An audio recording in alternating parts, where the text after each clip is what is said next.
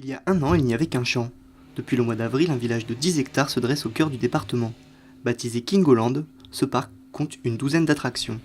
Loin des stations balnéaires, Plumelin vit sa première saison touristique. On est sur une première année, donc on espère faire 50 000 visiteurs, ce qui nous permettrait de continuer à se développer, d'arriver à une taille qui nous permettrait de faire 100 000 visiteurs d'ici quelques années.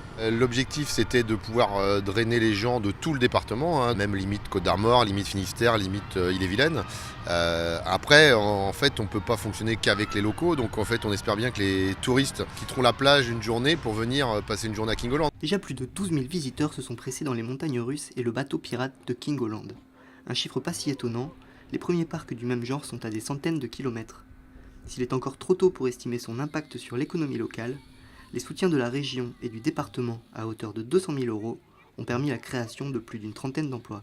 On n'est aujourd'hui que à 15% de premiers visiteurs. Or, on sait que pour relancer le tourisme, il faudrait qu'on soit autour de 30. On fait des investissements à l'intérieur des terres et sur le bord de la mer. Mais à l'intérieur des terres, on a beaucoup travaillé autour des canaux pour créer des véloroutes et des voies vertes. On travaille aussi à accompagner des lieux de loisirs comme ici ou des parcs animaliers. Avec près de 9 millions de visiteurs par an, la Bretagne est la 4e destination touristique en termes de fréquentation. Rien que pour le Morbihan, c'est plus d'1 milliard € de retombées économiques.